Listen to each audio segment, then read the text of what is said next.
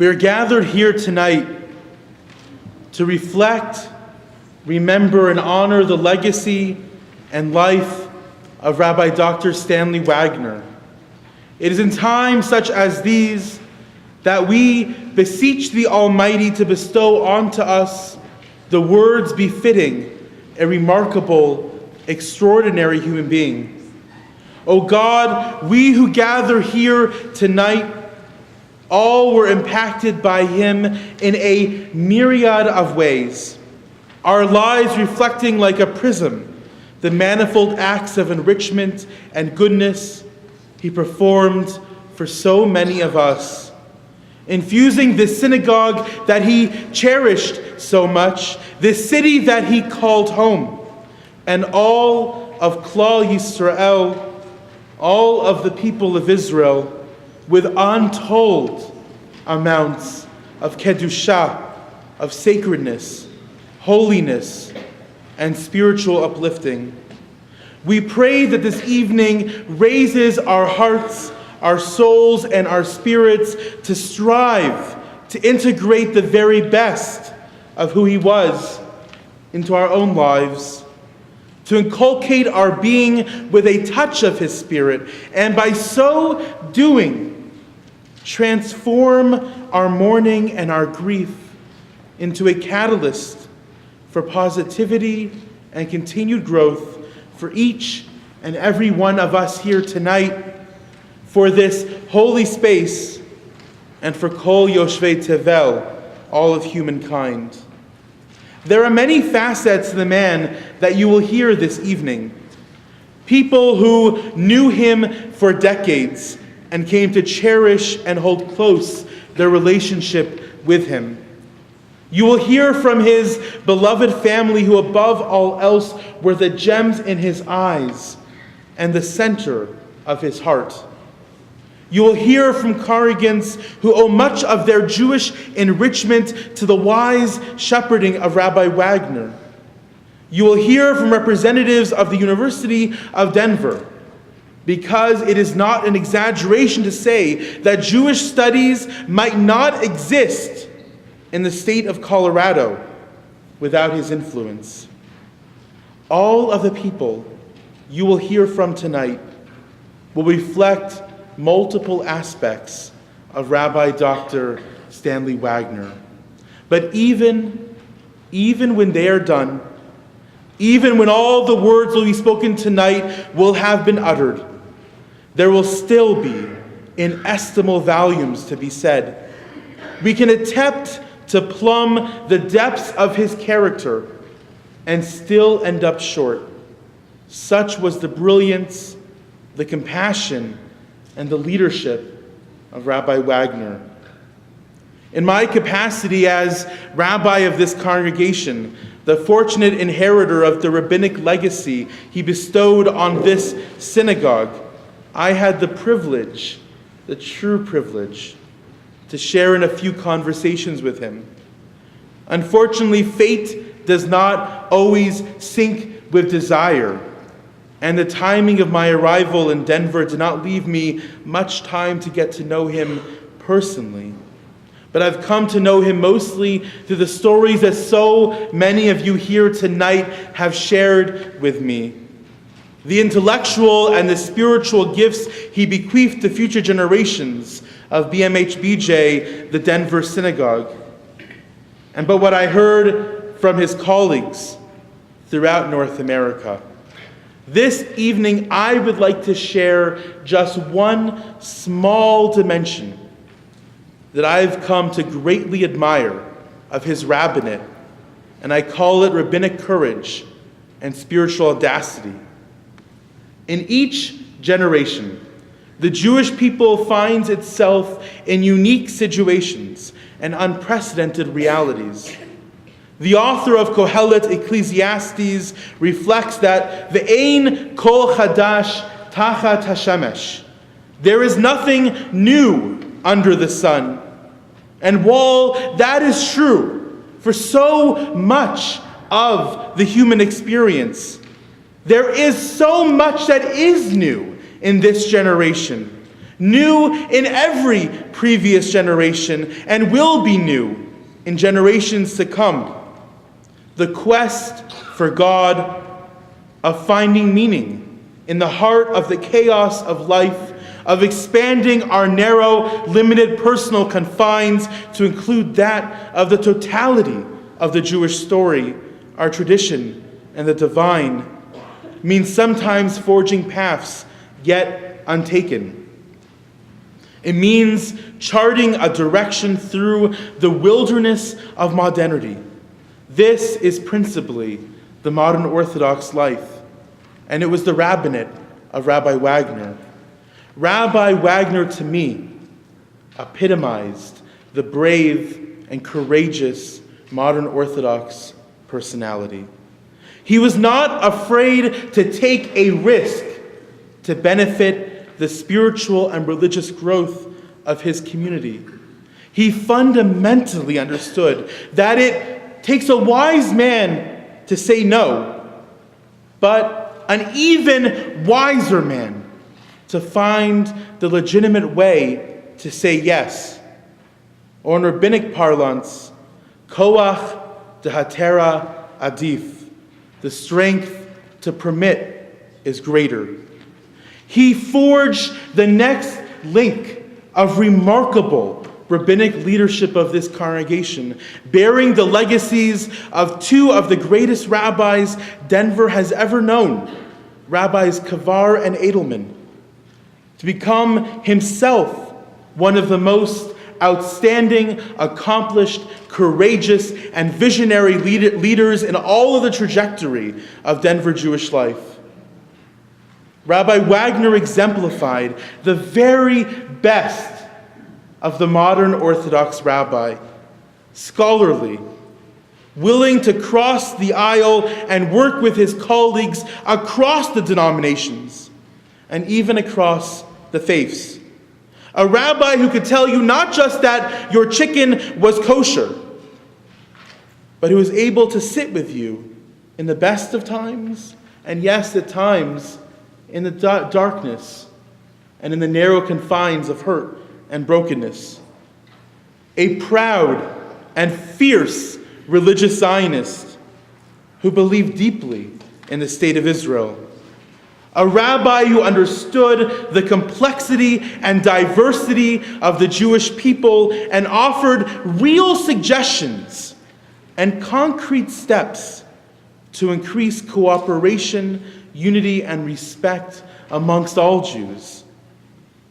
We will soon be celebrating the holiday of Pesach, of Passover, in just 2 weeks. That's true. We immerse ourselves in the memory of the Exodus, and we enliven that memory and make it personal. We will sit at our seders and transport ourselves through evocative ritual and the guided texts of the Haggadah from 21st century Denver to the land of ancient Egypt, on the cusp of a slave revolution as we sit on the precipice of our redemption. Through all this narrative, we will remember that amongst all the actions performed prior to our Exodus, from the plagues to the blood on the doorposts, one action in particular remains with us this evening, this night of remembrance. Joseph made his children and his children's children promise that when they left the land of the Pharaohs, they would exhume his bones and bring him with them. Moshe does exactly that. Vayikach Moshe et atzamot Yosef imo, ki hashbea hashbit et bnei Yisrael le'amor pokod yifkod Elokim etchem, va'alitem atzmotai mizeh etchem. And Moses took the bones of Joseph with him, for Joseph had adjured all of the sons of Israel, saying, God will surely remember you, and you will take up my bones from here with you. We could not be fully freed without the bones of Joseph. We would not truly be a people without historical continuity, with a present that's bound by a past, an optimistic for its future without the bones of Joseph. Who we are and where we are at are forged by those who came before us. They made the paths where there were none. They built the roads of options and the infrastructures for growth and success with sheer perseverance, determination, brilliance, and a touch of the divine. We are wiser and we are stronger when we not just take the bones of Joseph, but the remembrances of all who came before us, with us wherever we go, when we do not ascend Egypt without them. As we are gathered here tonight, let us take this moment, this palace carved in time, as a call to forever embrace the legacy of our beloved friend, Rabbi, mentor, visionary, and leader. Let us resolve to take him with us wherever we go, wherever fate and faith may take us next. We will be strengthened so long as we remember. We will be braver so long as we remember. We will be wiser, more courageous, and spiritually emboldened so long as we remember. This is our duty, our privilege, and our responsibility. So may we hearken to this powerful and awesome moment in time. It's now my privilege to call up a man who worked with Rabbi Wagner firsthand, our cantor emeritus Zachary Kuttner, to lead us in a reading of a psalm. If I could ask you to please rise, that would be wonderful.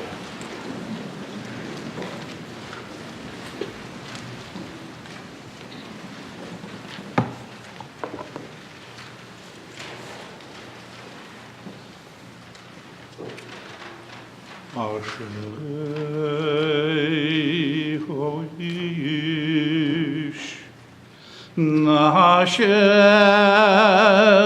la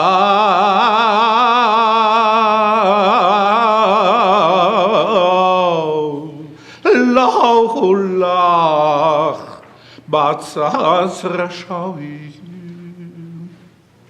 uvederech hatavim la'amod uv'demohoshav leitzim lo yoshod kim besoras Adonai chavetzo O the Sairasau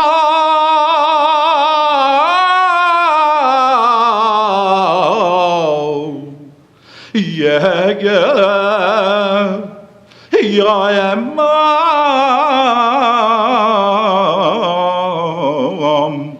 Voloyelo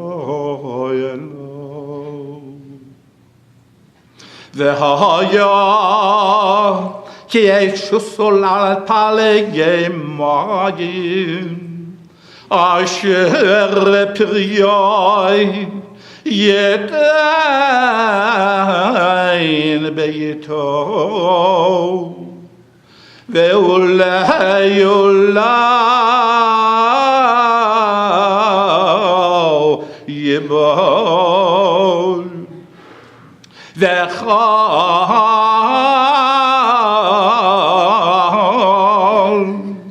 Asher Yaseh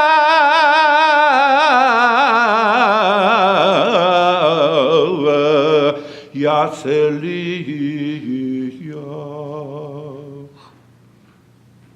Lochein Arshavim Ki Yemekamotz Asher Dedefen Ruach Nalekein La yakom rashavim amishebro vechatravim bada sadikim. Ki yodeya Adonai derech tzadikim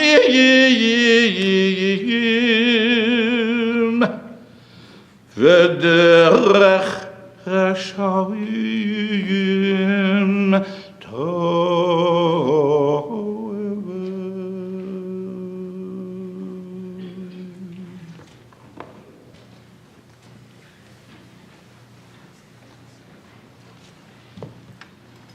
Blessed is the man who never follows the advice of the wicked, who never lingers with sinners, nor joins the company of scoffers, but delights in the Torah of the Lord, meditating on it both day and night. Like a tree planted by streams, producing fruit in its season, and whose foliage never withers, he prospers in all he undertakes. It is not so with the wicked. They are like wind-driven chaff. The wicked shall not be upheld when their life is judged, nor will the sinners remain in the company of the righteous. The way of the just finds favor with God. The way of the wicked leads to destruction. Please remain standing, as it is now my distinct privilege to call up a man who, when you think of the great rabbis of Denver, you of course think of Rabbi Wagner, but just up there with him, as a close confidant, colleague, advisor, and friend, one cannot help but think of Rabbi Zwerin, the founding rabbi of Temple Sinai. So please remain standing as Rabbi Zwerin leads us in the chanting of Enosh Kechatzir, which we found in your booklets right under the program.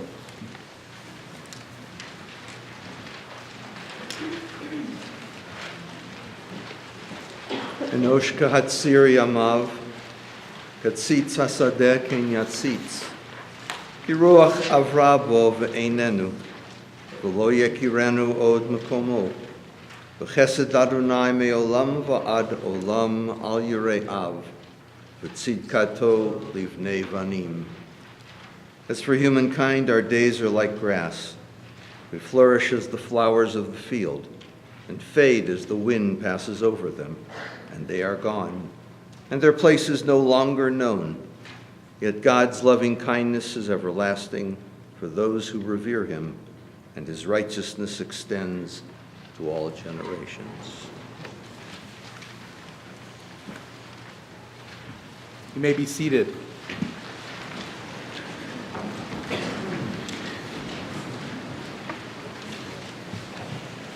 I'm delighted to call up, representing our current cantor, his beautiful and lovely wife, Elaine Lichterman, to read a letter on his behalf.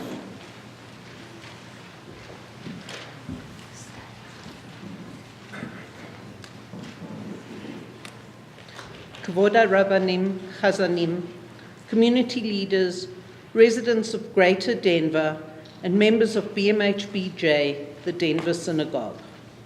Whilst I would have liked to be with you tonight, I write these very brief sentiments from the tip of Africa, overlooking the Atlantic Ocean.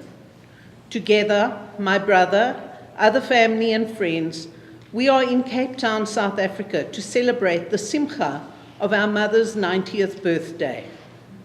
My physical but not emotional distance hopefully affords the broadest perspective in assigning meaning to the multifaceted life and work of another Simcha, our esteemed Rabbi Emeritus, Dr. Stanley Wagner, Zichrono Livracha.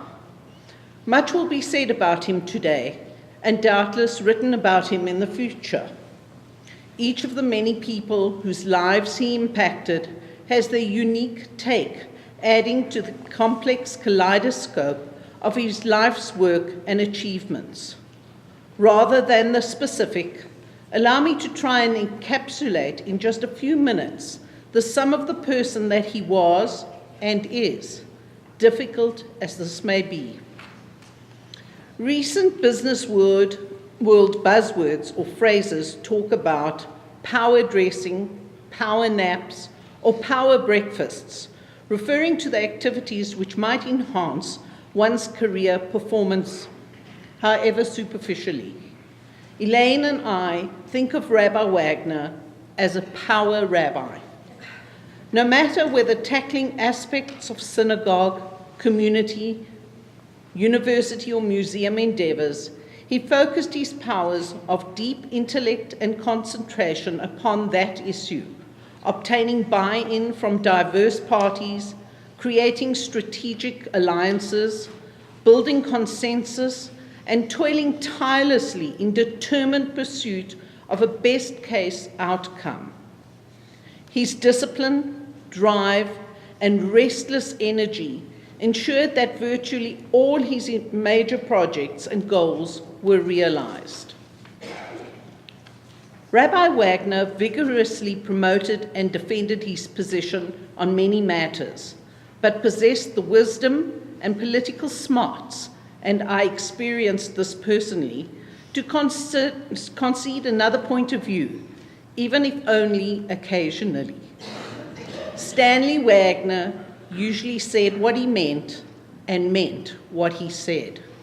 People from diverse backgrounds, diverse organizations, and prestigious institutions sought and valued his wise counsel. He was a veritable man for all seasons, who faced and occasionally created controversy head-on. This as an Eved Ne'eman B'Yisrael, a true servant dedicated to service in the broadest context of the Jewish people and its nationhood. His influence was widespread, but his home base was right here, within our congregation. Denver was his home, no matter where he traveled, even into his early retirement years. Did I say retirement? Rabbi Wagner simply reorientated his efforts, some of the results of which are, for instance, the complete translation into English of the biblical linguist and commentator Onkelos. He found new purpose and mental vigor whilst living and working in Israel, and right to the very end remained occupied with various endeavors. He remained relevant both to current times and events with visionary insight into the future. His handiwork stands as adequate testimony of his life's achievements. I feel privileged to have known and worked with him. Some may have labeled him a demanding taskmaster. I reveled in his ability to create, expect, and measure the highest standards of performance, standards to which he held himself. I regret only that our fruitful and productive partnership spanned too few years. On behalf of us all, we ask that HaKadosh Baruch Hu Yeshalem Secharo, that the Holy One, blessed is He, reward his work and afford him his well-earned recognition. Tehei nishmato tzorura b'tzror hachayim.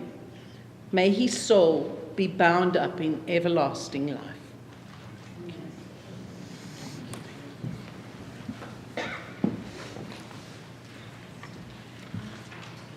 Representing the University of Denver, we're privileged to have the director of the Center for Jewish Studies at the University of Denver, Dr. Sarah Pessin.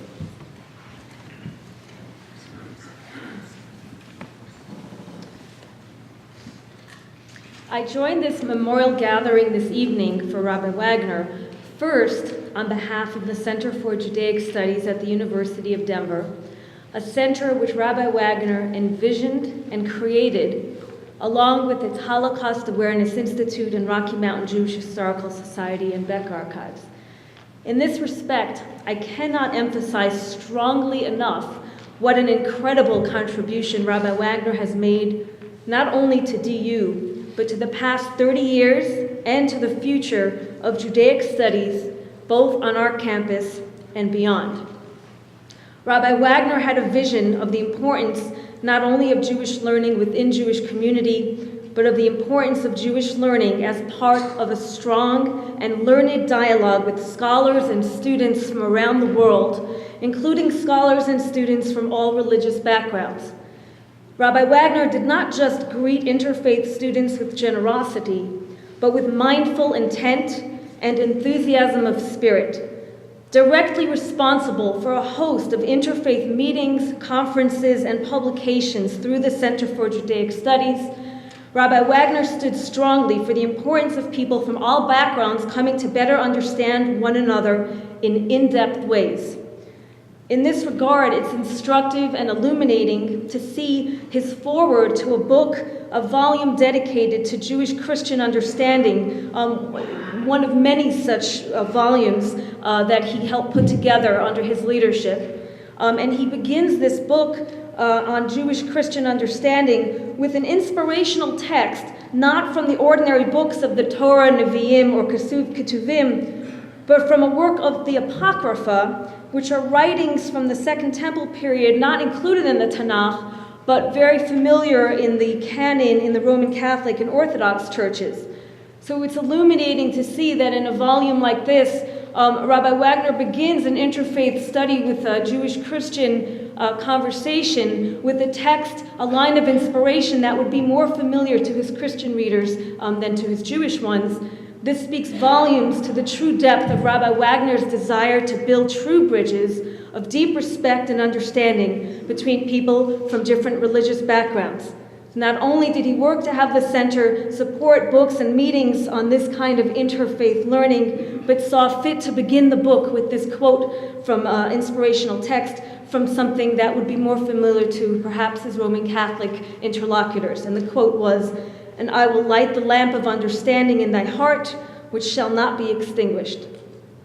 Surely, Rabbi Wagner's own bridge-building efforts between Jewish and other religious communities has had a lasting impact. Every Jewish and non-Jewish person who had the honor to learn with Rabbi Wagner or to learn from an interfaith event or book which Rabbi Wagner helped create has been enriched with the spirit of respect and understanding for their neighbor, which shall not be extinguished.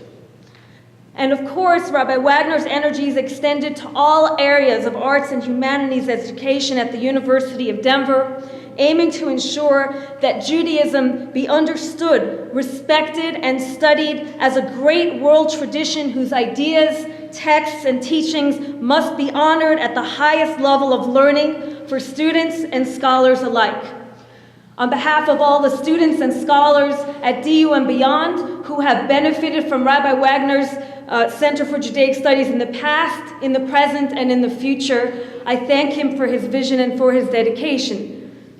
In addition to coming here to thank Rabbi Wagner on behalf of DU and on behalf of students and scholars who have learned with and from the Center for Judaic Studies, I would also like to express my personal thanks and hakaras hatov to Rabbi Wagner, alav hashalom zecher levracha. I had the fortune over these past few years of being in email contact with the rabbi and even meeting him once at a special event related to our Holocaust memorial on campus. Although there was no official context in which I needed to report to the rabbi, I felt a personal honor to be able to share with the founding visionary of the center an update a few times each year on what we were up to. I must say that I was always very happy to hear his enthusiastic email replies to my updates and to hear his praise and joy that the center was continuing to move forward in the highest study of Jewish traditions, in hiring world-class scholars of Jewish texts, in teaching original and new courses in Judaic studies, and in continuing to dedicate ourselves to his vision. I am also personally pleased to note that many of our faculty, including myself, continue to dedicate a great deal of personal and professional energy to interfaith relationship building, working to bring light to areas of misunderstanding as part of the slow and ongoing work of ending hatred. I would like to end with a brief reading from Rabbi Wagner's own writings, a writing that he did on the occasion of the death of Abraham Joshua Heschel, followed by a sentence of Rabbi Wagner's reflections on the death of the patriarch Jacob. Starting with the first, it seems appropriate to reflect on the passing of Rabbi Wagner, a major Jewish figure not only in Denver and Israel, but internationally, with Rabbi Wagner's own memorial words on the occasion of the death of another major Jewish figure, Abraham Joshua Heschel. The reading not only offers a deep insight about living with a spirit of dedicated, heartfelt enthusiasm for Judaism, but it speaks, I believe, to Rabbi Wagner's own legacy of energy, vision, creativity, and commitment to his Jewish family, to his Jewish community, and also to the community of Judaic scholarship that meant so much to him, and that all of us at the university, and myself personally, hope to honor always. And this is a very short reading from an essay of his called, "Nothing is Ever Achieved Without Enthusiasm." The world jury recently lost one of its greatest philosophers and theologians, Professor Abraham Joshua Heschel. His brilliant, profound, and inspiring works possess a kind of fervor and passion which makes reading them a thrilling experience. And so again, as I was reading through some of Rabbi Wagner's writings this week, I just felt that having met him only briefly, but having heard other people speak about him, the way in which he here speaks about Josh Heschel resonates to me from the way I think of him as the way people speak about him. So that's sort of why I wanted to read this. He says that Abraham Joshua Heschel has brilliant, profound, and inspiring works that possess a kind of fervor and passion which makes reading them a thrilling experience. When he was asked to account for the spirit-stirring quality in his writing, so rarely found in serious literature, he explained that he regarded all of life as an exciting adventure. "I see excitement in every moment, in every encounter, in every venture," he declared, "and thus I approach life with an unbridled enthusiasm." Rabbi Wagner says, "Amen. What a marvelous attitude for all of us to adopt. I admit that we are living in difficult times. It isn't easy to be ebullient when prices are skyrocketing, our family structures are becoming unglued, shortages plague us, and we may each of us be carrying our own peckle of tsuris. But despite it all, we can condition ourselves to become excited about life, to regard each minute of our day as something precious and irretrievable, and to face our daily challenges with unbridled enthusiasm. Where, you ask, is this enthusiasm supposed to come from? The Greek derivation of the word, en theos, points the way. In its archaic usage, it referred to the inspiration which comes from God. May I suggest that such a definition should not be considered so archaic. Did you ever witness a chassid daven? Did you note his fervor and his ecstasy? He believes that he has a nitzutz, a spark of the divine within him which propels him to embrace life affirmatively and with joy. But you don't have to be a chassid to capture that inspiration. During the course of the synagogue calendar year, our congregation provides its families with myriad opportunities to ignite the nitzutz within them. We are aglow in all of our activities, in our worship services, adult education seminars, youth programs, religious school, with all of the divine spirit which the drama of living as a Jew engenders. We are only asking you to plug in. That godly feeling, read that, enthusiasm, will make a big difference in your life. I end with just a short sentence, Rabbi Wagner's further reflection on the life and passing of the patriarch Yaakov, words that I believe also apply to Rabbi Wagner's own life and passing. Jacob, Rabbi Wagner writes, did not shrink from death because he possessed those two noble ingredients which made life something more than just a sojourn on earth: profound faith and profound love. We too can possess them. They are not gifts from God, they are achievements sought after and acquired. May our lives be blessed with the love and faith which sustains and ennobles.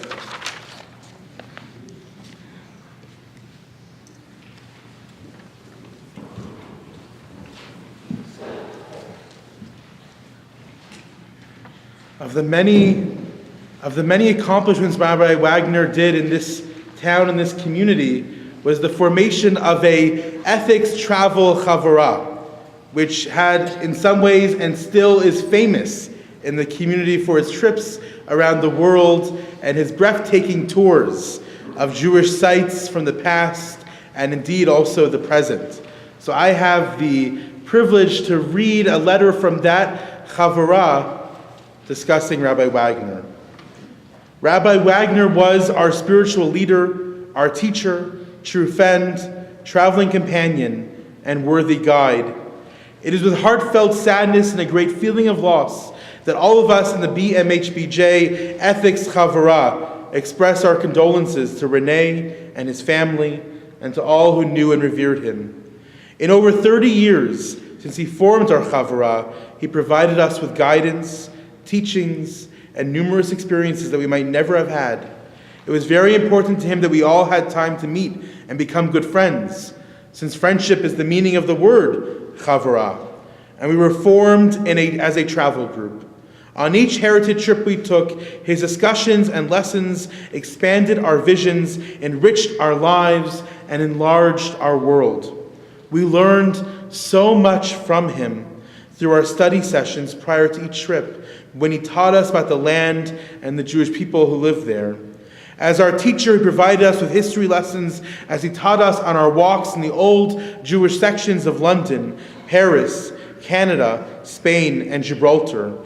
His joy was to help us see the Jewish world as it had been and as it is now. He led us to all the major Jewish tourist stops and always had arranged for us to meet prominent people or local Jewish heads of organizations to learn more about their lives.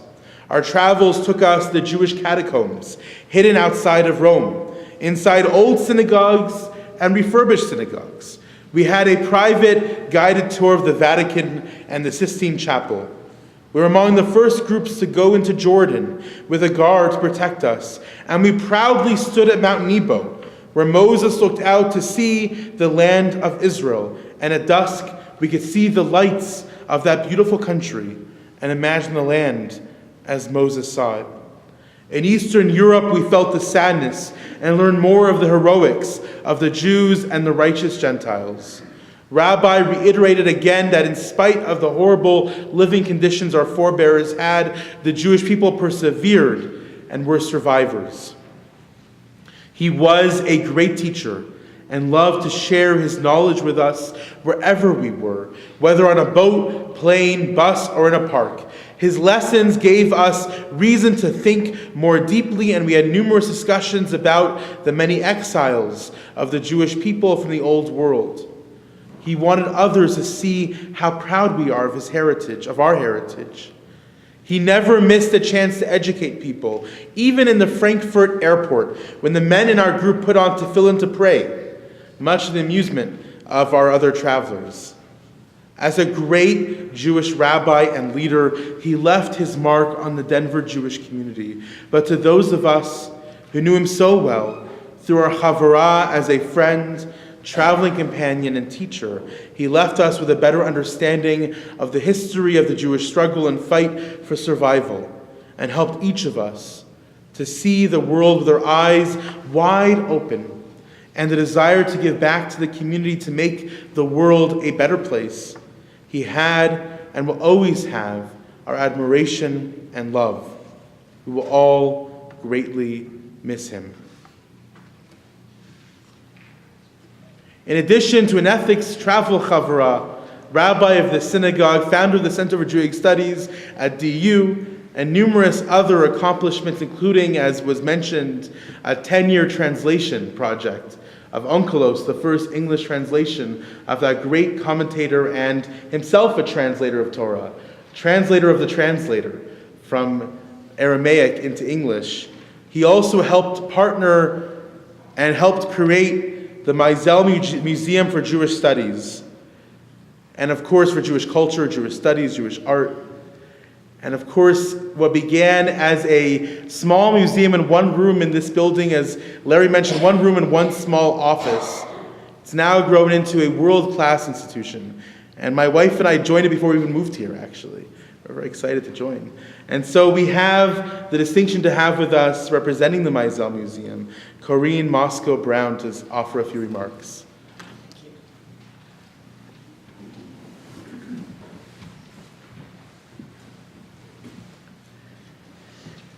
When Rabbi Dr. Stanley Wagner conceived of a Jewish museum for the city of Denver and teamed up with philanthropist and businessman Larry Meisel to realize that dream, no one could imagine his tremendous success. With the rabbi's clear vision, enthusiasm, and leadership, plus the Meisel's family's underlying support in those founding years, the Meisel Museum of Judaica became an astounding reality in February of 1982. My father, Dr. Joel Moscow, a longtime practicing physician in Denver, as well as an artist and a great patron of the arts, was on the museum's first board. Almost a decade earlier, in 1974, Rabbi Wagner, a newcomer to Denver, had officiated at my marriage to Abraham Brown, the new director of the recently established Central Agency for Jewish Education. I was the art director at Denver's Jewish Community Center at the time. We had come to know the rabbi as a warm and friendly clergyman whose signature will forever be on our ketubah. An avid attendee of the museum's exhibition openings and events, I watched the new museum grow with interest. Finally, we had an institution created to tell the story of the Jewish people's cultural contributions around the world.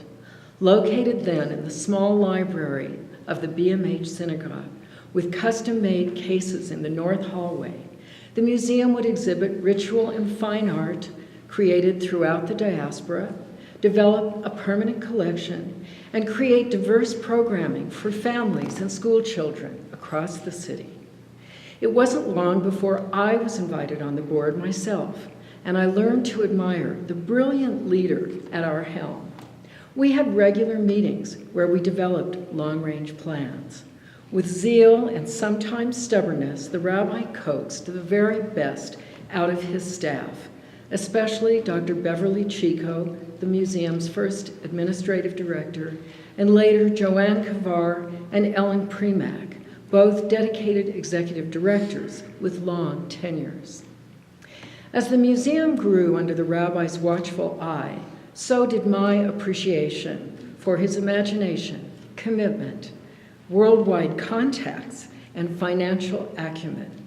By the end of the first decade, I was asked to become the board chairperson myself, following the term of Diane Hochstead, an experienced community leader. By 1994, we had launched Bridges of Understanding, an award-winning traveling showcase tracing life passages and rituals of Jews and other cultures. We had surpassed 1,500 ticket holders for our annual fundraising dinner at the BMH, requiring us to look for a larger space. And we had honored the highest ranks of city leadership, including an esteemed member of the Catholic Church, Archbishop James Stafford, as a recipient of the museum's Cultural Achievement Award. During that time, the rabbi also collaborated on a brilliant book about Jewish art in Israel on the museum's behalf and helped sponsor a myriad of significant exhibitions.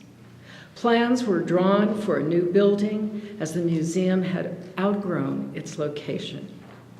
During that time, Rabbi Wagner taught me, by example, how to present ideas and how to motivate a board. I learned the power of committee process. During 3 full terms as board chair, I learned how to appreciate volunteers, introduce speakers, and stay on course through complex agendas at meetings. I watched in awe as the rabbi decided to divide our board into 2 tiers, one specifically for fundraising and development, and the other for executing our year-round activities, a remarkably effective decision that remains through today. Today, I am serving as president of the Denver Women's Press Club, an honor I take very seriously, and I have served on the boards of other nonprofits from time to time. In my role as a community leader, I think back to the tireless man who showed me how energy and enthusiasm can be contagious, how dedication can turn into action, and above all, how to value our Jewish heritage. To me, Rabbi Stanley Wagner was as inspiring and enduring as Moses, urging us forward as we help Jews in Denver grow proud of their community. In fact, making that community into something it had never been before. Today, the Meisel Museum is nationally recognized for its reputation and achievements and encompasses 3 campuses: the Kearney location, the Cell, and Bobby R. Park. It is led by Director Ellen Premack, assisted by Georgina Kolber as her exhibitions coordinator. The museum is a testament to Wagner's vision and the great seed he planted. Part of his legacy in Denver is undoubtedly the continuation of this remarkable institution.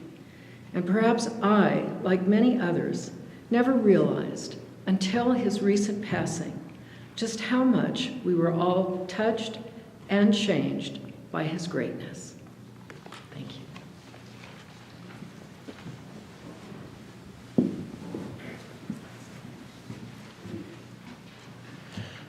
Representing the membership and the leadership of this congregation, I'm delighted to invite Michael Miller to address us with a few remarks.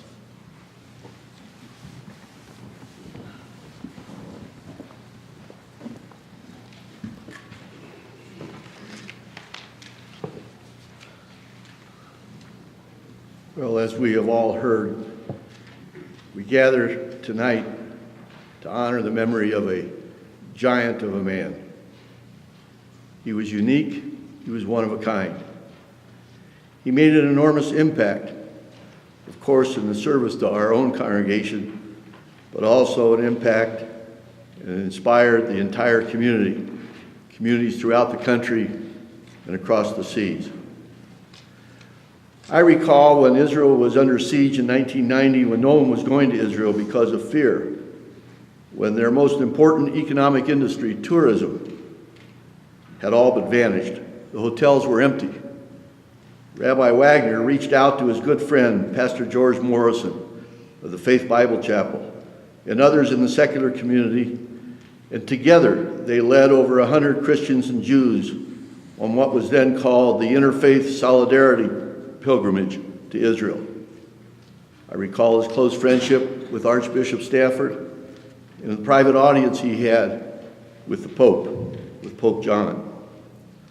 I'm not so bold as to think I can capture the essence of this giant personality, or to describe, even in general terms,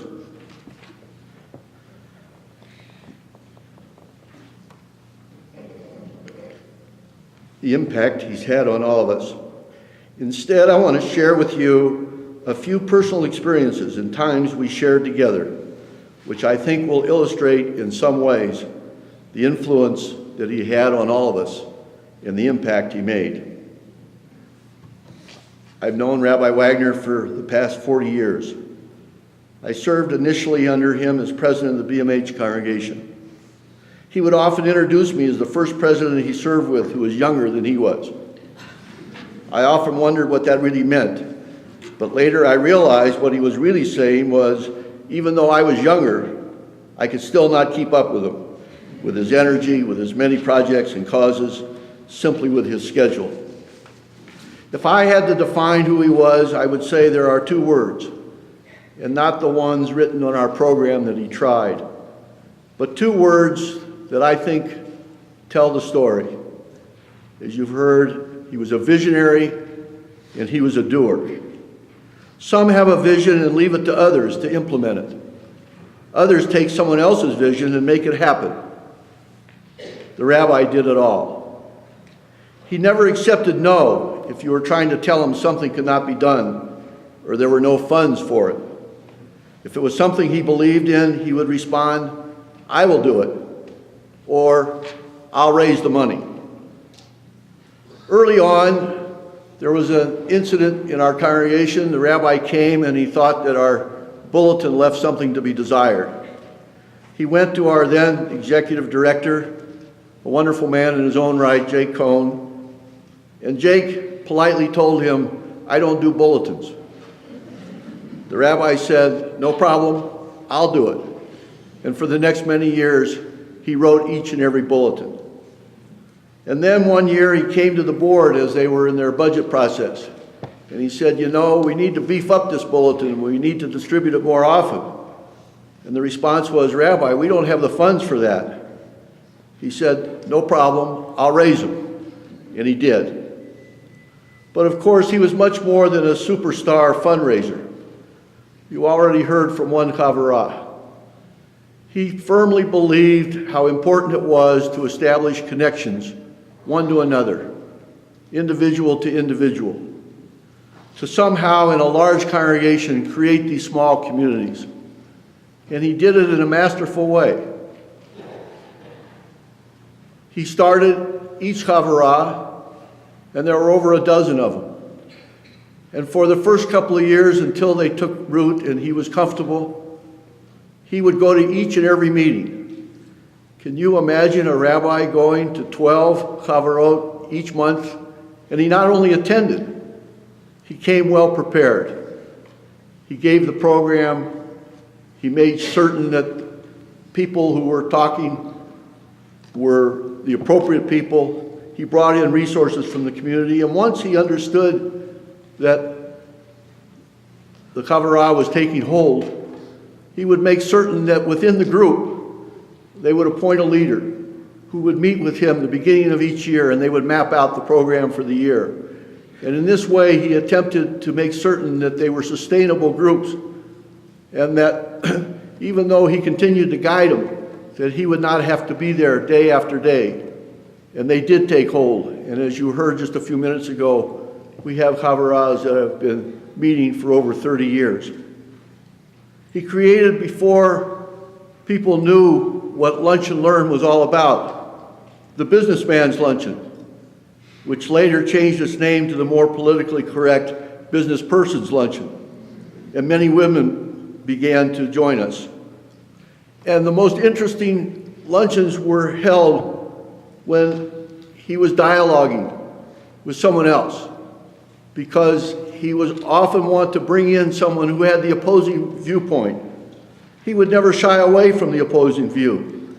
Rather, he wanted to make certain that it was well articulated, and then he would challenge them, or they would challenge him.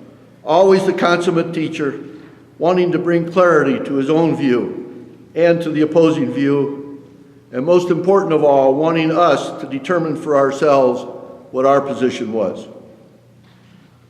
I too belonged to one of the travel chavarot.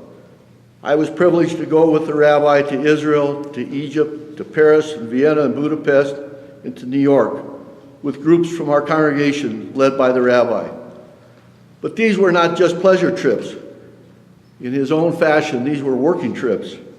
He mapped out a program of study for a year before we ever went, bringing in people from throughout the community to teach us the culture, the history, and the geography, every aspect you could imagine of what we would see and what we would experience.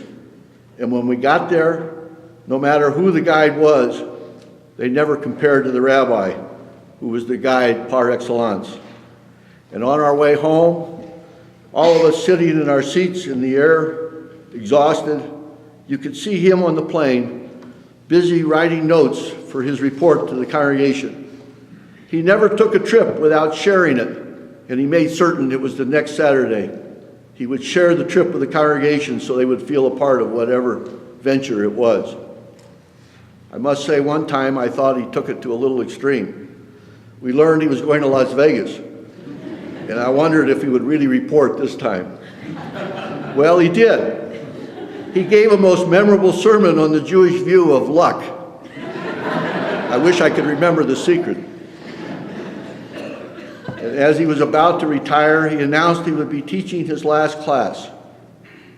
The result, he had to create 2 classes to accommodate all who wanted to attend. And as the rabbi mentioned, as we approach this season of Passover and the story of Exodus, I particularly remember one lesson that I learned from one of his classes.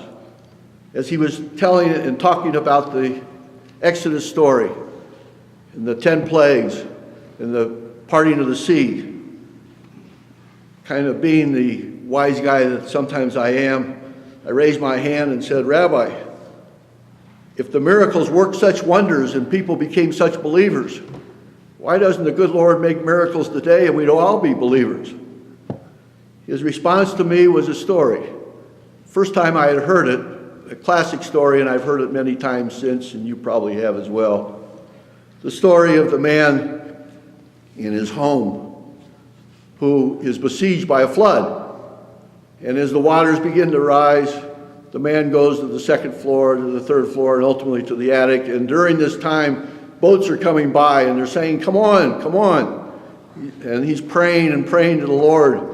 And he says, "No, I'm waiting. The Lord's going to save me." And ultimately, he perishes in the flood. He goes to heaven. And he says, "Lord, what happened? I was such a good guy. I prayed so hard. I asked you to save me." And the Lord responded, "Who do you think sent those boats?" I learned from that a long time ago a lesson that I hold dear to this day. And that was how to appreciate miracles, how to see them in our everyday life. And for me personally, it has meant so much because I have been blessed, particularly recently, with miracles of my own. As you can see, there are so many wonderful memories, so many kindnesses to myself and my family, so many experiences. Time simply doesn't permit me to do them justice.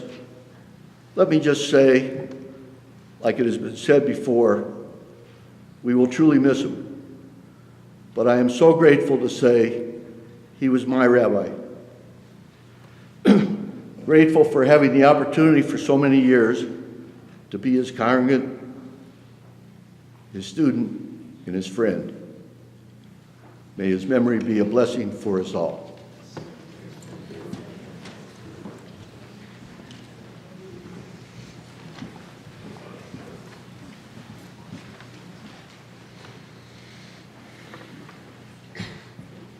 I now have the very distinct pleasure and honor to read a letter on behalf of his wife, Renee Wagner, as she sends her regards to us here, remembering him in Denver. The Hebrew signs posted around our Jerusalem neighborhood announcing the death of my husband, Rabbi Dr. Stanley Wagner, began with the Hebrew phrase, Baruch Dayan Emet, blessed be the righteous judge.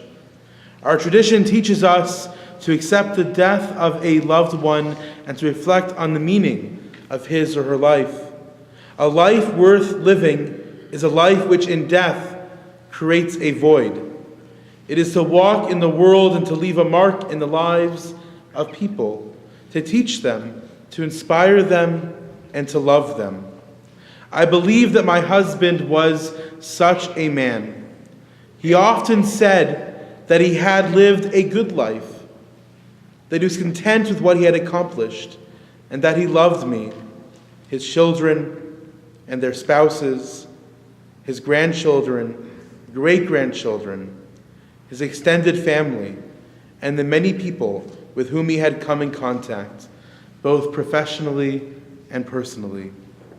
In writing these words, I want to shine a light upon one particular dimension of my husband's professional life, his association with what was originally the BMH Congregation, later became the BMH-BJ, and is now the Denver Synagogue. Stanley often said that he was truly convinced that no rabbi had ever had a better experience serving a congregation. I'm sure that you will hear from the other speakers tonight what he accomplished during his tenure at this congregation. Let me just mention that he was so happy here that the awarding of his life tenure from the BMH only provided him with greater impetus to work even harder in order to show how much he appreciated the confidence that the congregation has placed in him. Thus, it is entirely fitting that this memorial service is being held here at the BMH-BJ. On Stanley's behalf, for making his tenure as rabbi here so meaningful, I want to thank all the people with whom he served this congregation, be it as presidents, members of the board of directors, members of various committees, and last, but by no means last, as staff. I want you to know how much he appreciated all of you. Stanley considered himself blessed to have served as the rabbi of this congregation. And I, his wife, thank each and every one of you for having given him your support, encouragement, and yes, your love. I'm now honored to invite up the Rabbi of H. Denver and Rabbi Wagner's son-in-law, Rabbi Yaakov Meyer.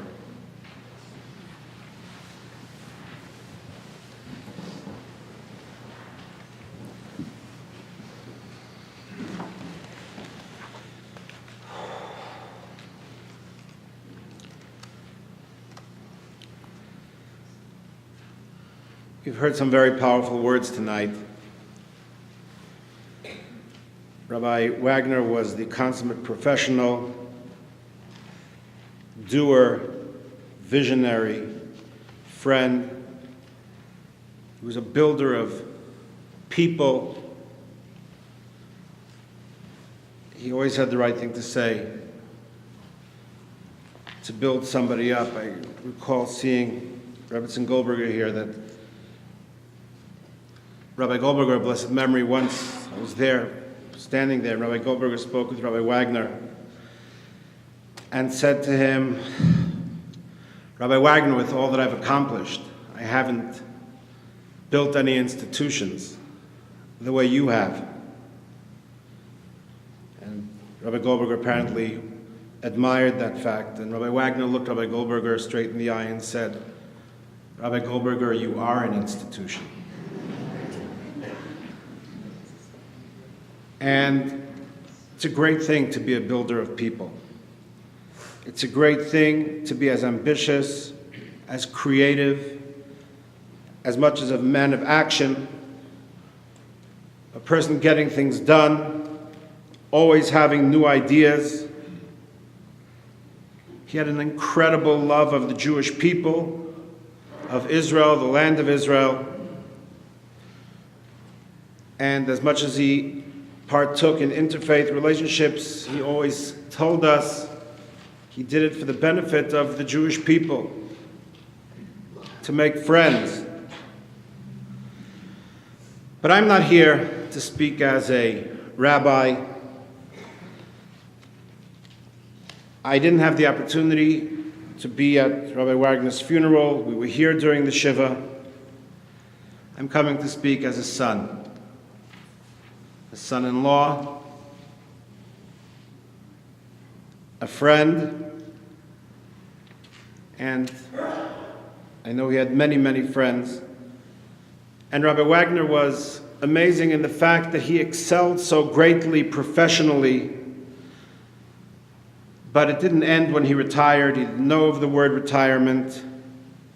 In general, Jewish view doesn't hold of the concept of retirement as a way of stopping things, only to take on new projects and to be able to work on other areas in life, spiritually and otherwise, that one may not have time to do while they're working full time.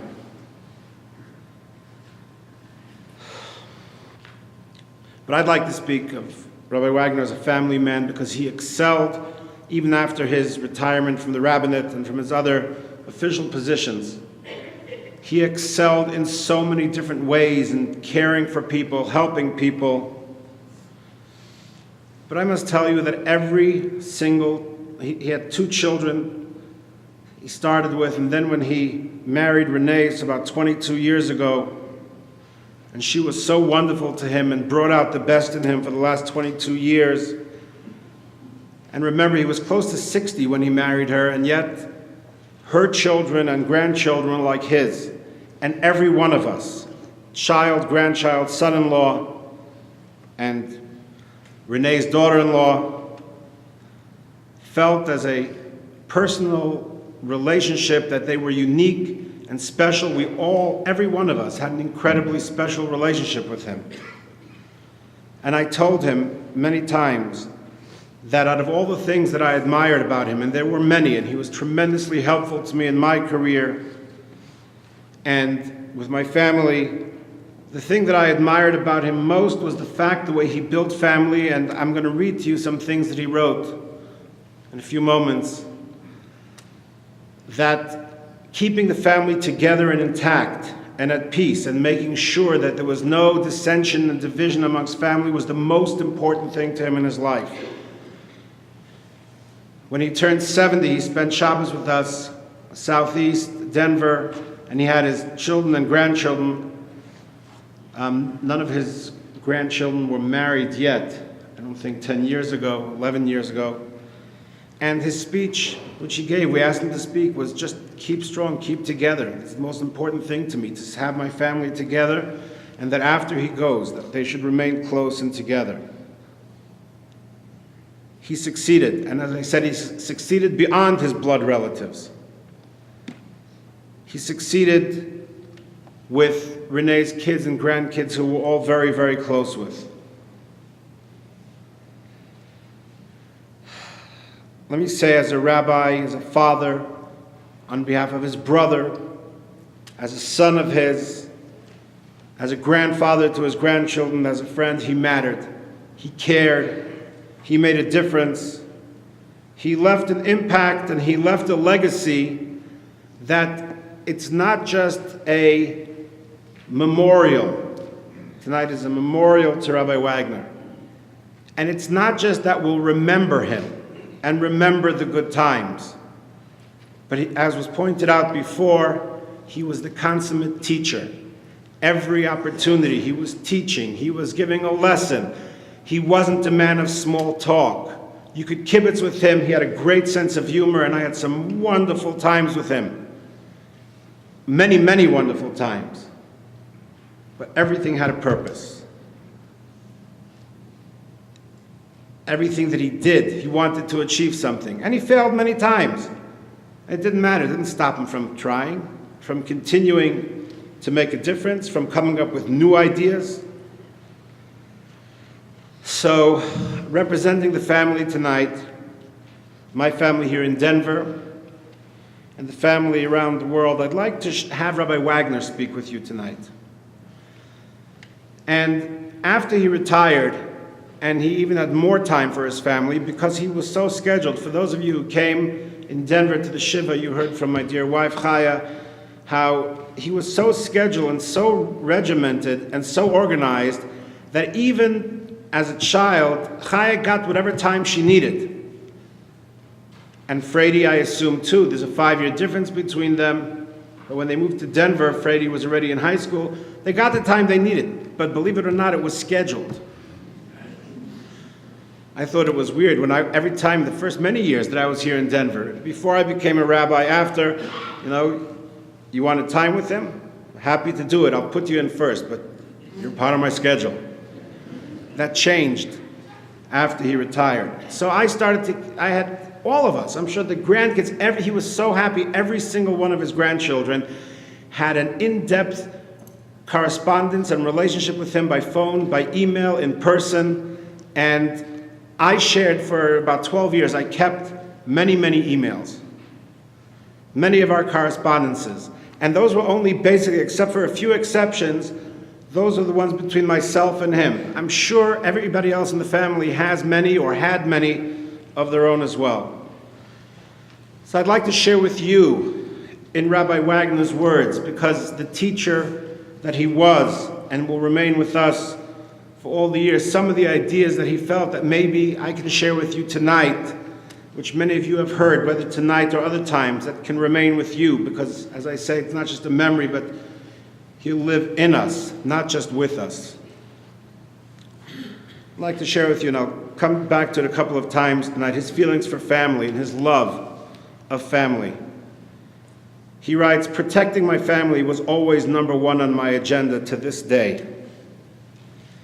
And when our first child got married, he gave us advice. But what was interesting, his advice, you took it or you didn't take it. He didn't force you to take it. He told you what he thought was best for you. If you didn't like it, so take the risk. Don't listen to me. I may not be right. And it didn't at least with family, it didn't change at all the fact that you can come back to him again 50 times, even if you didn't listen to him, which usually we did. But it didn't change that, because he was interested in what was good for you, not in the fact whether he was being heard or not. Just popped into my mind. I remember when I was engaged, there's a custom among some families that you buy the chassan, you buy the new son-in-law a gold watch. So he wanted to buy me a gold watch when I was engaged. Those of you who know me, I don't wear gold watches. What am I going to do? Put it in the safe? That's my, and take it. I'm not into gold watches. So I was a little bit afraid to tell him that I didn't want a gold watch. And I told Chaya, I said, I don't want a gold watch. So he said, fine, you don't want a gold watch? Tell him what he wants. I want to get him a watch. So he bought me a nice watch. He said, what do you want? I said, I'd like a nice menorah. He said, fine, no problem. We'll get you a watch and a menorah. Now, don't get me wrong, he didn't buy the gold watch. He took me out. He drove me here in Denver. The first day I was here, I remember I got the first lessons in Rabbi Wagner. He took me somewhere. We picked out a watch. It wasn't an expensive. It was a very nice watch, which I still wear now on Shabbos and Yom Tov, and on other special occasions. But then he sent me a menorah to New York. And this was much worse because I didn't like his taste in menorahs.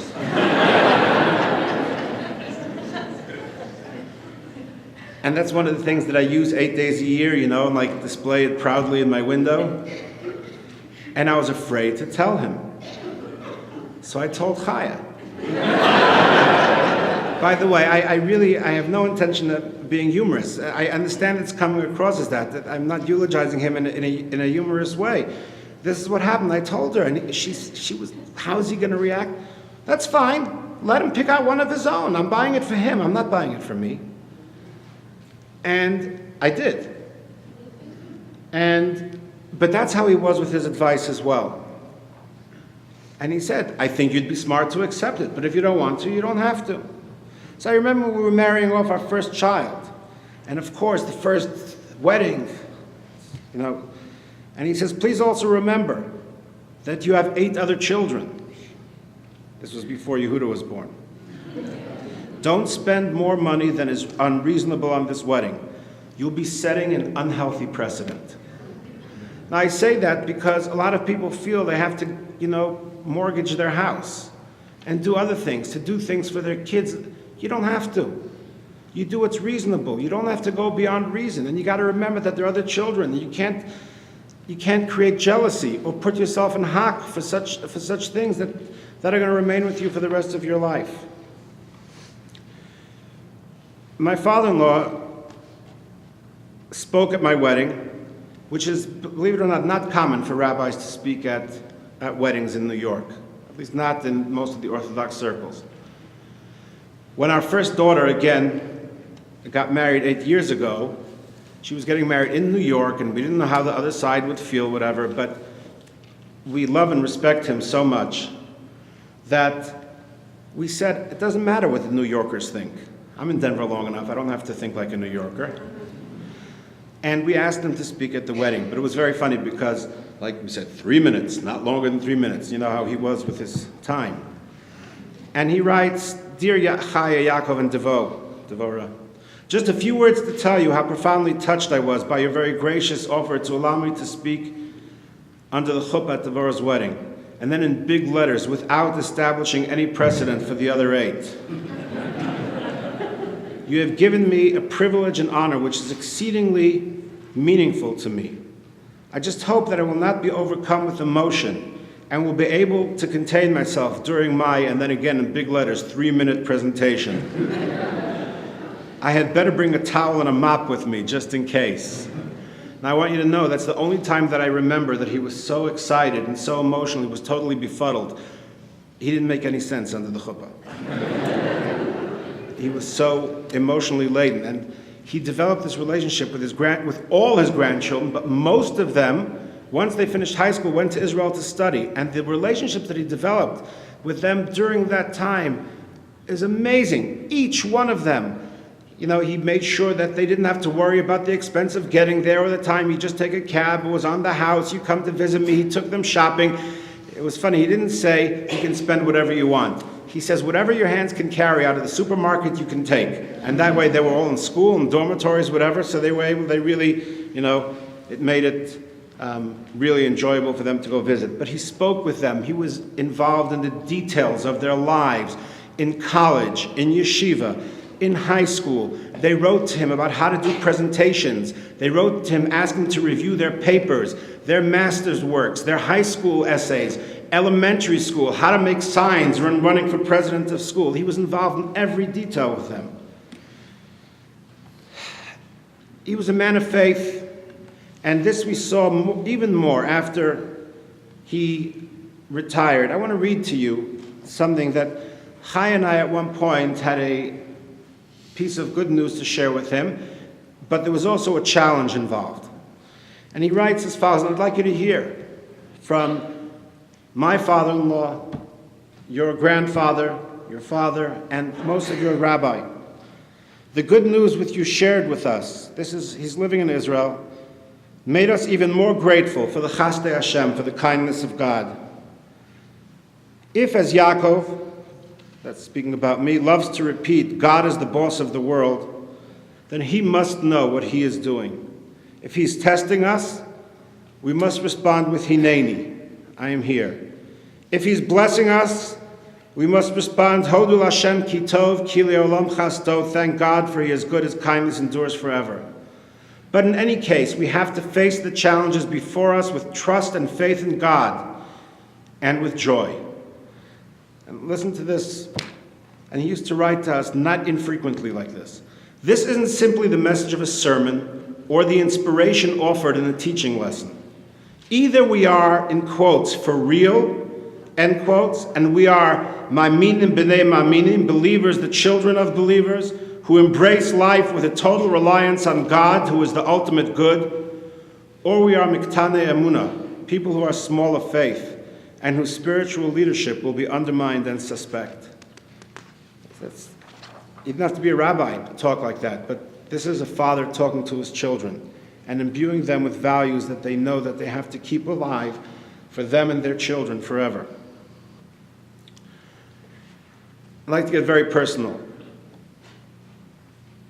Rabbi Wagner and I had many differences in the way we view Jewish life, the Jewish world, and we discussed it all the time, and we were best friends, despite the fact that there's 30 years, almost 30 years between us. We were best friends. When I was engaged, I came from the yeshiva world. Rabbi Wagner came from Yeshiva University, the modern Orthodox world, and had been even out of that world for many years. We had an agreement. And the agreement was we could talk about anything. And I told him many years ago, and I told him just a few weeks ago, that I was going to share this at the funeral. He said to me, everything's on the table, there's nothing that we can't discuss. However, if there ever comes a point where we find ourselves upset or arguing with each other and getting upset with each other over our differing points of view, then immediately we stop the conversation, that's all. It's not worth it. And I said, agreed. About 7 years or so after Chai and I were married, I was sitting in his office one afternoon, and he did something that ticked me off. And I sat there and we had this discussion, and for the first time in 7 years, it turned into an argument. And I was raising my voice, and he was raising my voice, and he took his hand, and he put it on my arm, and he said to me, Yaakov, you remember our agreement? That was made up over 7 years earlier, and we never had to use it. And I said, yeah, I do. He said, okay, then let's talk about something else. And that was it. That was the end of it. So I thought that there was never another harsh word between us, or never another disagreement between us where it got heated. Until I was reviewing these emails and I saw that I was wrong, there was one other time. I don't know what I wrote. I know what the issue was, and I was looking for a way, I was asking for advice, and I was looking to him for a way out of something. And please excuse, I wasn't at the funeral. you are an opportunity for me to share my love with my father-in-law in public, so please excuse me if I'm a little bit longer than the other speakers. And I was looking for a way out of something, and instead of giving me a way out, he tried to drag me in. And I must have written something harsh to him. I don't know what I wrote. But I have the other email, and it says as follows: Dear Dad, let me just tell you a story, because fathers-in-law and sons-in-law, and I share this because, you don't have to dislike or argue with somebody you disagree with. And if you can't talk politics with somebody else and you fight with them over it and many friends, then don't bother. It's not worth it. And there's a story about a Hasidic rabbi, in the days when they only lived to be 40, 50 years old, 60 was already old. So especially in the Hasidic world, 100, 150 years ago, they used to marry them off at 13, 14. But oftentimes the shidduch was already made when they were 6 and 7 years old. Great family, great father, whatever, They talk, and then at 13, 14, they'd get married because they lived a short time. So they tell a story about, I don't want to say who it was because I'm not sure that it was this person, but he lived in the mid-1800s.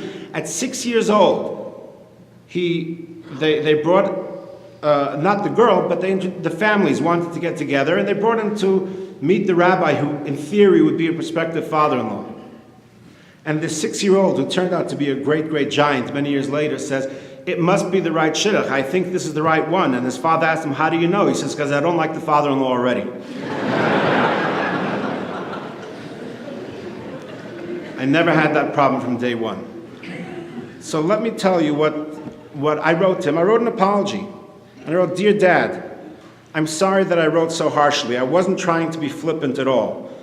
I was looking for a way out of the situation, not a way in. I thought that you would have understood that.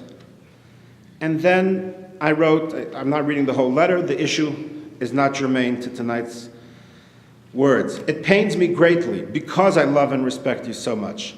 God put you in my life and me in yours for my benefit, and I believe for the benefit of the Jewish people. You are and have been wonderful to me, and I will never forget it. I speak from my heart. I apologize again for being so strong in my previous email. Please forgive me. And he writes, Dear Yaakov, your apology is accepted. I have always respected you for your worldview, even though I disagree with it sometimes, for it motivated you to a greater commitment to the Jewish people. And then he goes and explains his position. And he writes, I'm very pleased you reconsidered. And your response number 2, which I just read to you, saved the day. Then he writes, fascinating, he writes, I'm sorry that I disappointed you initially, but guess what? At times, everyone disappoints someone. So let's go back to the status quo and fill our lives with love for each other, as has been the case from the day I met you. Let us consider this a small blip in an otherwise perfect relationship. In 30 years that I knew him, almost 30 years, these are the only 2 incidents that we ever had, and we were very close. It's not like we didn't talk. These are the only 2. I'd like to go on to another part of his life, which 2007, when he discovers that he has his melanoma, a rare case of melanoma. It was his first of 3 bouts with cancer. The 4th one wasn't a bout. The last one they couldn't treat anymore. So this is 2007. This is a personal one to me. I don't know, some of them that he wrote otherwise were to the family as a whole. I must have written something to him, and he writes, I start my chemotherapy on Monday. Your prayers will help. The oncologist told me today that I have a fighting chance to lick this cancer. Halavai. I want to be at the wedding of my grandchildren, including Yehuda. But we'll settle for whatever God doles out. I always want you to remember that I was very, very happy with my life, my family, and my work. I was blessed in all and have always been thankful to Hashem for his blessings. Love you and have been especially blessed by your love. And then comes Yom Kippur, and the doctor tells him, what would I do with Yom Kippur and the fast? He wants to fast. Dr. Zelenitz advised me that I eat. Now listen to this from the pen of one of the world's most renowned lymphoma experts. And this is what the doctor told him. You're allowed to eat according to the prescribed food consumption limits and intervals set forth in Jewish law. Means if somebody who's very ill, instead of just saying, okay, I can eat, so therefore I can eat as much as I want, there are limits that are set, how much and when one can eat, unless one is forced to eat more. He says, personally, I didn't see exactly the relationship between my cancer and fasting. The question for me was, how do I feel? I know I have the right, indeed the duty, this is written to the whole family, and the responsibility to eat if necessary. The halachic ruling, and again, I'm speaking to you, but it's him speaking, okay? The halachic ruling mainly pertains to a chola sheyesh bo sakana, that is an ill person whose life is threatened. It is in many ways also very subjective. My inclination was to start off fasting and see how it went. Kol nidre went well. The following morning I was at services at 7:30 a.m., so far so good. At noon I started to feel weak and decided to return home. I then decided to utilize the rabbinic formula for eating, which would still be regarded as fasting, although I felt responsible to consume greater quantities if necessary. I prepared a cut peach into acceptable segments, about 30 cc's each, ate each piece over a period of 2 minutes at 9-minute intervals. I did the same with orange juice. Why am I telling you all this? I guess that it's the teacher in me that simply wants to share a lesson. To people who live beyond the scope of halacha and Jewish regimens, the whole approach seems silly. To those whose lives are informed by and guided by Jewish law, a way was found to feel comforted in the knowledge that the most sacred day of the Jewish year was not being violated. Nor would it have been violated had I chosen to consume a greater measure of food. As it stood, I needed no further food or drink, and after a 2-hour nap, returned to the synagogue for mincha and nila, the final blast of the shofar, and even Mariv. Then the next few emails, which he reports about his cancer and how he's improving, he went through a period where he signs it a very grateful soul. This is over and over. He signs it a very grateful soul. I'd like to share a life lesson with you that Rabbi Wagner shared with us. I can only tell you that my encounter with cancer has been a very sobering experience. On one level, it has been extremely inspiring. The care and concern of my physicians have been exemplary. Renee has been a super caregiver. Family and friends have been enormously solicitous. For all of that, I am exceedingly grateful. On the dark side, one comes to grips with his mortality. That isn't always fun. I found myself reviewing over and over again many aspects of my life from childhood on. Somehow you see events from quite a different perspective. I found myself evaluating experiences, accomplishments and disappointments, triumphs and failures, joy and sadness, and ever so many things I should have done differently. But you don't have to battle a serious disease before engaging in such reflections. I have often said that everyone should take a regular walk through a cemetery, especially if friends and family are buried there. It makes you realize what is really important in life. I won't share with you now what conclusions I came to. I am not through with my battle. Just remember how precious time is and think how best you can spend it. Love, a grateful soul. The next one is how excited he is when his grandchildren are dating in Israel, and he's involved when they're not just dating for dating, they're dating looking for their mates, and he's so excited to be part of their lives. And when he gets to meet the prospective bride or groom before the parents do, like this takes him over the top. And he's willing to pay for their dates. We had one our son was going out, and he's very cute. He writes over here, he should know I'm only paying for him through the 3rd date. After he's coming back to the States for dates in the States, I don't pay.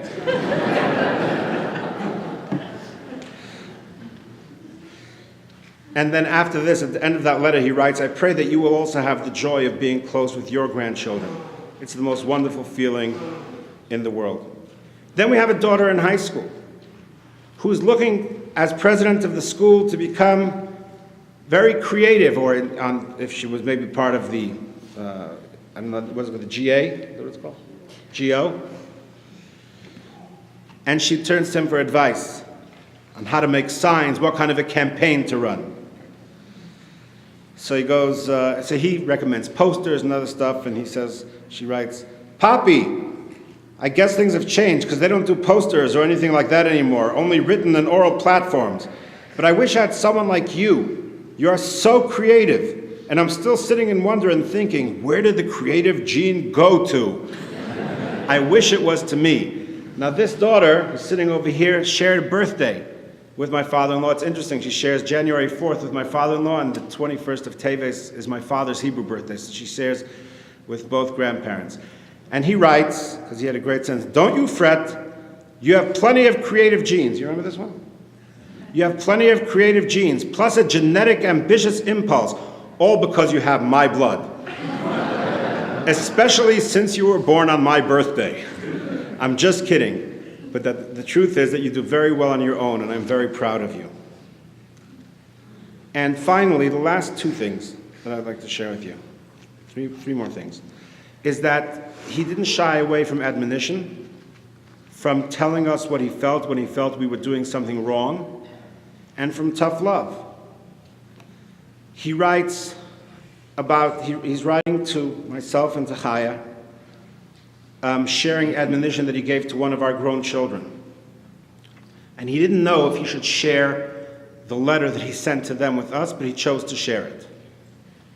He writes, "But I've always felt, as you well know, that I feel that it is my fatherly and grandfatherly responsibility to help my children and grandchildren grow, even if I mete out tough love guidance. Somehow I get the impression that kids don't take your advice as seriously if you always treat them with kid gloves, because you worry about losing their affection. Of course it takes strength of character to accept tough criticism. Thank God it has worked so far." And I will tell you it did, because we took him seriously. We loved him, we were close with him, we laughed with him, we played with him. He knew how to entertain people from 6 months old to 100 years old. But everything had meaning. Another thing was, whenever he wrote ads or stuff in journals and in yearbooks and so on, he was so considerate. Even though my parents sometimes sent ads, sometimes they didn't, whenever he would send something, he always not only signed his name and Renee's name, he always signed my parents as if they too were wishing their grandchildren well. He was always considerate about that.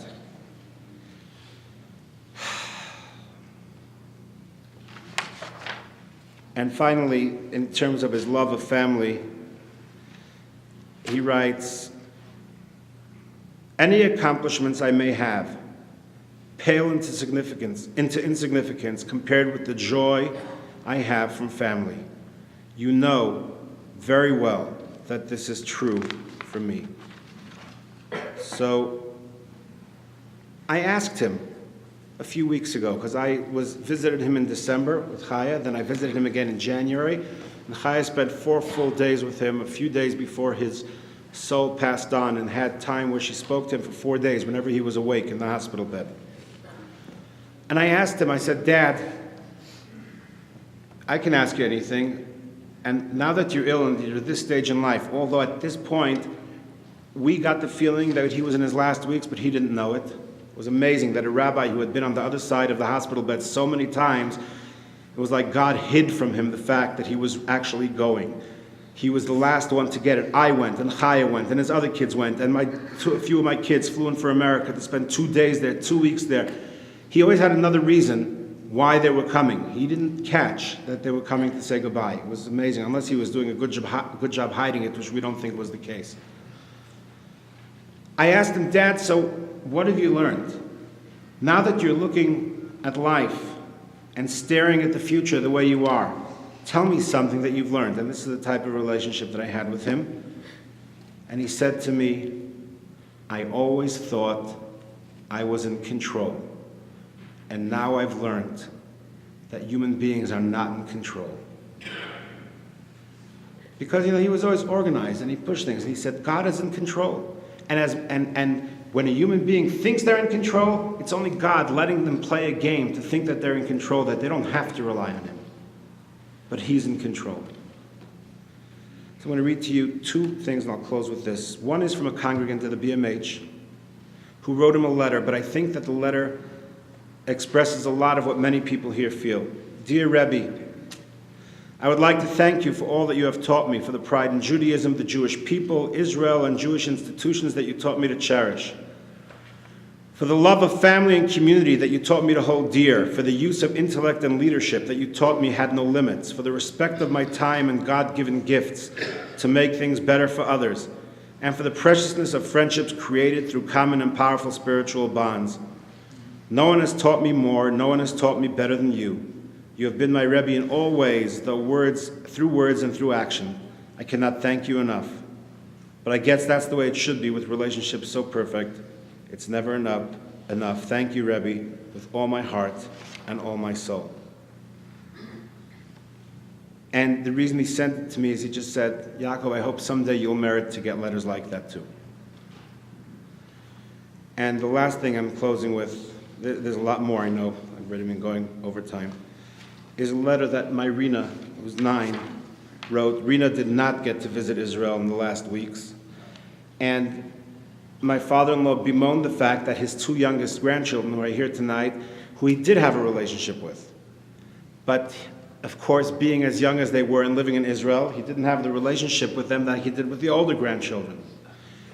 So this comes from a grandchild on her own. She wasn't prodded to write it, but she knew her grandfather was in the hospital. She didn't know he was dying, but she knew that she couldn't go visit, and she wanted to be with him. And this is the letter, and Chaya read it at the Shiva as well. So I asked Rina permission tonight if I could read this letter. Dear Papi, I miss you so, and a million more so's much. I wish I could see you, or at least email you. Every day I think about you and I daven so hard. I'm crying as I write this note. I am thinking about you every minute of the day and night. I will never forget you, never ever. You, to me, will always be my papi, and no one can say that it's not true. You are my dearest Papi Wagner, and I love you with more than all my heart. You mean a ton to me. Even though I did not see you as much as my older siblings, I feel as if I am as close to you as they are. Get better really soon, and happy Purim. Love, Rina. Refuah Shalema. We loved him dearly. We're going to miss him, but not just in the general sense. Just from my nieces, nephews, my kids, they all tell me how many times in the last 2 weeks we wanted to pick up the phone, send an email, ask for advice, hear what Papi has to say. And I know that all of you, the lessons that he taught will live with you as well. Yehi zichro baruch, may his memory be for a blessing. Tihi neshmoso tzarura, b'tzara chayim, may his soul be bonds in the bond of life eternal. Biasco tzedek, amen.